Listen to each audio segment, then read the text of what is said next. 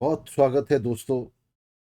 भारत के 13वें प्रधानमंत्री रहे मनमोहन सिंह 92 वर्ष की उम्र में कल नई दिल्ली के एम्स में चल बसे।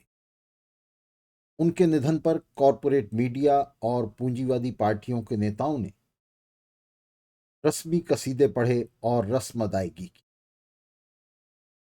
औरों के अलावा आरएसएस ने भी बयान जारी कर उन्हें श्रद्धांजलि देते हुए कहा है कि भारत के लिए उनके योगदान को हमेशा याद रखा जाएगा। आरएसएस का यह भारत निश्चित रूप से बड़े पूंजीपतियों के क्लब के अलावा और कुछ नहीं है। 6 दशकों के अपने सक्रिय जीवन की एक ऐसी विरासत मनमोहन सिंह अपने पीछे छोड़ गए हैं जो इन बड़े पूंजीपतियों की चाकरी से ही शुरू होती है और उनकी सेवा पर खत्म हो जाती है। मनमोहन सिंह का नाम भारत में नव उदारवाद की सुनामी के साथ जुड़ा हुआ है। पहले आरबीआई गवर्नर और फिर योजना आयोग के अध्यक्ष रहते हुए मनमोहन सिंह ने प्राइवेटाइजेशन और ऑस्टेरिटी यानी निजीकरण और कटौतियों की नीतियों को पूरी दृढ़ता से मेहनतकश जनता पर थोपा था। समाजवाद की लफाजी से लबरेज राष्ट्रीय पूंजीवादी उपक्रम नेहरू मॉडल की असफलता ने इस सुनामी के लिए रास्ता साफ किया था। नेहरू मॉडल के चलते 80 के दशक के लगभग अंत और 90 के दशक की शुरुआत पर भारत की अर्थव्यवस्था घोर संकट में फंस चुकी थी, जिसे सरकारें जनता से छिपा रही थी। इस संकट की भंवर के बीच जून 1991 में चंद्रशेखर की केयरटेकर सरकार ने चुपचाप बैंक ऑफ इंग्लैंड के पास लंदन में 50 टन सोना गिरवी रखकर $400 मिलियन का कर्ज उठाया था और यह सोना 4 किश्तों में वहां पहुंचाया गया था। जून 1991 में जब नरसिम्हा राव की सरकार बनी तो मनमोहन सिंह उसमें वित्त मंत्री बने। पूर्व आरबीआई गवर्नर द्वारा सोना गिरवी रखने के खुलासे के तुरंत बाद मनमोहन सिंह ने संसद में सोना गिरवी रखने का खुला समर्थन किया। वित्त मंत्री के तौर पर उन्होंने मुक्त बाजार नीतियों को थोपते हुए एक के बाद एक बड़े कॉरपोरेट के पक्षधर और आम जनता के विरोधी बजट पेश करने शुरू कर दिए। हर बजट से पहले मनमोहन सिंह एक ही राग अलापा करते थे, जनता को सख्त फैसलों के लिए तैयार रहना चाहिए। ये सख्त फैसले बड़े पूंजीपतियों के हित में मेहनतकश जनता को पूरी तरह से निचोड़ने वाले फैसले थे। 1991 में वित्त मंत्री के नाते अपना पहला बजट पेश करते हुए मनमोहन सिंह ने बजट भाषण में कहा था कि हमारा उद्देश्य उन लोगों के रास्ते से तमाम बाधाओं को हटाना है जो वेल्थ क्रिएट कर रहे हैं, यानी बड़े पूंजीपति। सामाजिक योजनाओं में कटौतियों की वकालत करते हुए मनमोहन सिंह ने कहा कि वेल्थ क्रिएट करने के लिए पूंजी का संचय करना होगा और इसके लिए कटौतियां करनी होंगी, ऑस्टेरिटी करनी होगी, जिसके लिए लोगों को तैयार रहना चाहिए।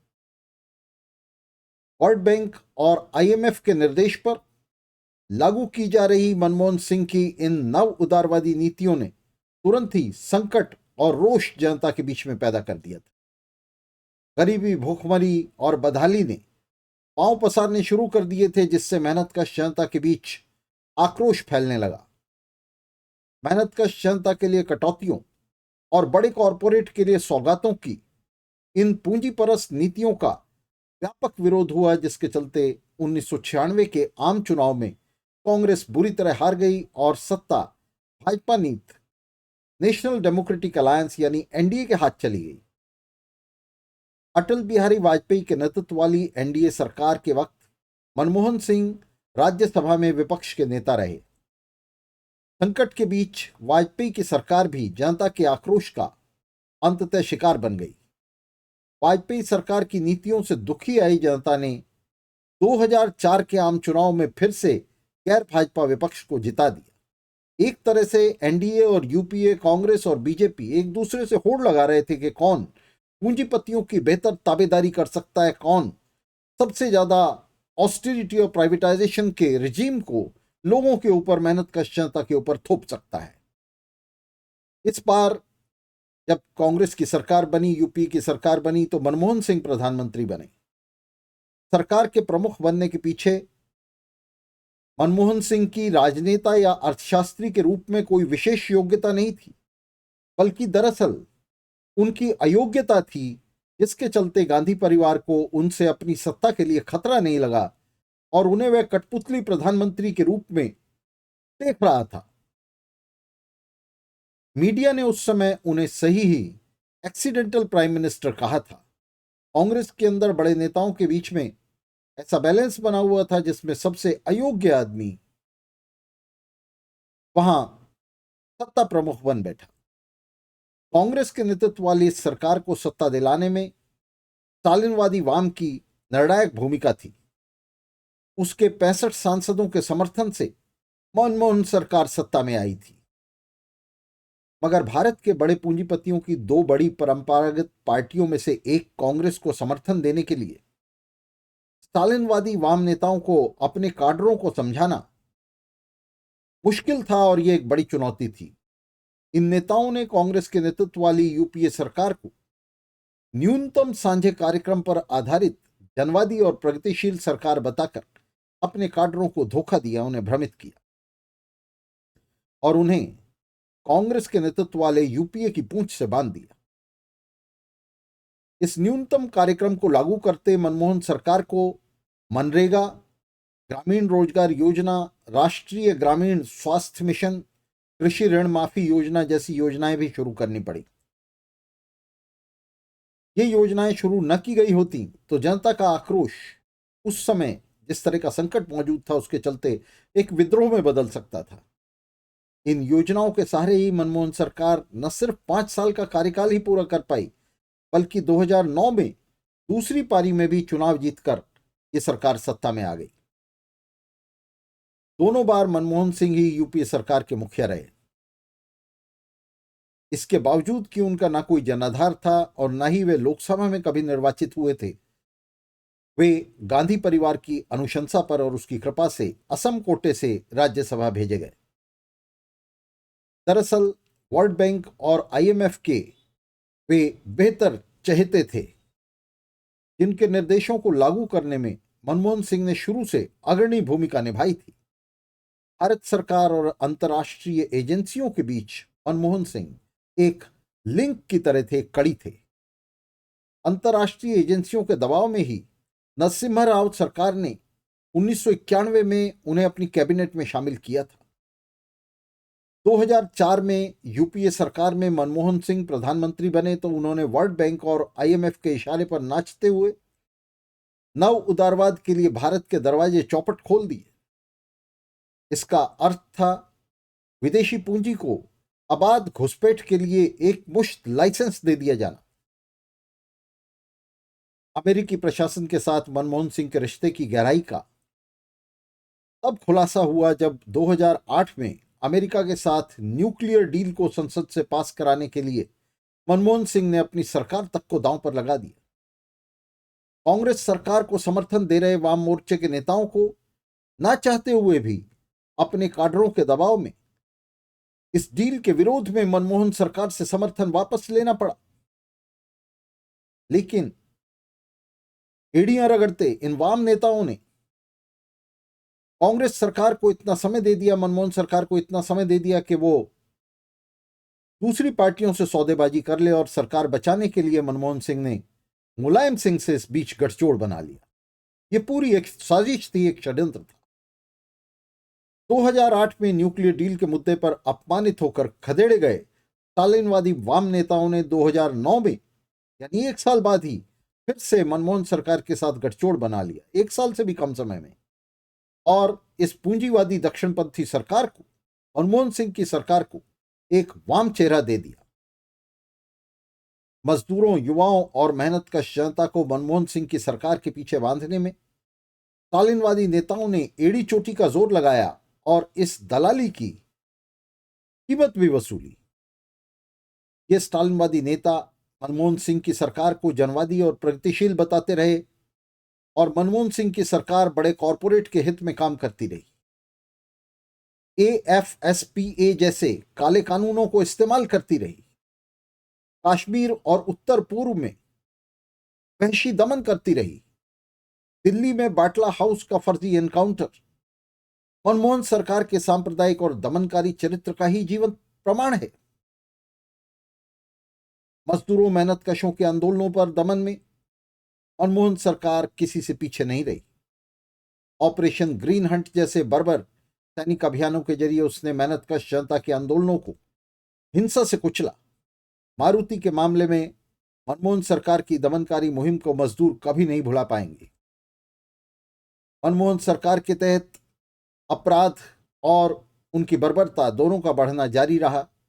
निर्भया बलात्कार कांड ने जनता के सब्र के बांध को तोड़ डाला और यह मनमोहन सरकार के कफन में आखिरी कील साबित हुआ। अर्थशास्त्री के तौर पर मनमोहन ने कभी कुछ नहीं किया। वह बस आंख मूंदकर IMF और वर्ल्ड बैंक के निर्देशों को, उनसे हासिल मैंडेट्स को, निर्देशों को और गैट और डंकल प्रस्तावों की शर्तों को लागू करने में जुटे रहे। मनमोहन के पूंजीपरस्त विचारों और कार्रवाइयों ने उन्हें अंतर्राष्ट्रीय पूंजी के प्रतिनिधियों का मनप्रिय यानी अजीज बना दिया। अमेरिकी राष्ट्रपति बराक ओबामा ने एक बार कहा था कि मनमोहन जब बोलते हैं तो दुनिया उन्हें सुनती है। मनमोहन सिंह की अगुवाई वाली सरकार सबसे बड़े घोटालों की सरकार साबित हुई। उनके नेतृत्व में भ्रष्टाचार अपने चरम पर जा पहुंचा। बैंक कर्जों में सबसे बड़े डिफॉल्ट मनमोहन के नेतृत्व वाली UPA सरकार के ही वक्त के हैं।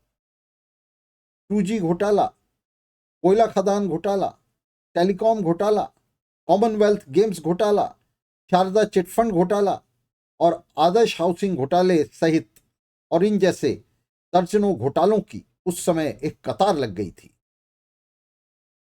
2009 में जब एक प्रेस कॉन्फ्रेंस में मनमोहन सिंह से 2G और कोयला घोटाले के बारे में पूछा गया तो बड़ी बेशर्मी से मनमोहन सिंह ने जवाब दिया था कि 2G और कोयला घोटाला दोनों UPA 1 के दौर के हैं और इसके बावजूद जनता ने हमें दोबारा चुन लिया है। नीरा राडिया कांड ने तो मनमोहन सरकार को जड़ों तक नंगा कर दिया था। इन सब के बीच मनमोहन सिंह ने जुबान पर ताला लगाए रखा और वे मौनी बाबा के नाम से कुख्यात हुए। यही नहीं, भ्रष्ट और अपराधी मंत्रियों को बचाने के लिए मनमोहन सिंह बाकायदा एक कानून पास कराना चाहते थे और उसका ड्राफ्ट भी उन्होंने तैयार कर लिया था। जब इस कानून का चौतरफा विरोध शुरू हुआ मीडिया में तो राहुल गांधी ने एक प्रेस कॉन्फ्रेंस में इसे फाड़ने की नौटंकी रची। अपराध, भ्रष्टाचार और महंगाई के पाट में पिसती जनता के आक्रोश को भुनाने के उद्देश्य से भाजपा ने अन्ना हजारे और रामदेव को आगे करके अपनी चुनावी मुहिम शुरू की और कांग्रेस को किनारे करते हुए 2014 में फिर से नरेंद्र मोदी की अगुवाई में सत्ता हासिल कर ली। मोदी के नेतृत्व में भाजपा के सत्ता में आ जाने के साथ कांग्रेस और इसके नेता हाशिए पर लगते चले गए। सत्ता हाथ में रहने के बावजूद मनमोहन सिंह ने गुजरात दंगों के अपराधियों, विशेष रूप से मोदी शाह के खिलाफ कोई कारगर कार्रवाई नहीं की। हालांकि एक दशक सत्ता मनमोहन सिंह के हाथ में रही, फिर भी कोई कार्रवाई नहीं की। मनमोहन सिंह ने ही बड़े पैमाने पर अर्थव्यवस्था के निजीकरण का रोड मैप तैयार किया था, जो आज अडानी अंबानी राज के रूप में हमारी आंखों के सामने फलीभूत हो रहा है। आर्थिक सुधारों के नाम पर मनमोहन सिंह ने मेहनतकश जनता के खिलाफ जो युद्ध छेड़ा था, मोदी सरकार आज उसे और भी हिंसक तरीकों से आगे बढ़ा रही है। इतना हिंसक कि मनमोहन की खुली बर्बर मुहिम भी इसके मुकाबले अब सभ्य दिखाई दे रही है। मनमोहन सिंह के लिए यही सांत्वना हो सकती है कि उनके अपराध कितने भी संगीन क्यों ना हो, मोदी के सामने पौने हैं, कमतर हैं। तो दोस्तों, आपसे विदा लेता हूं और यह अपील करता हूं कि इस वीडियो को ज्यादा से ज्यादा प्रसारित करने में हमारी मदद करें। धन्यवाद।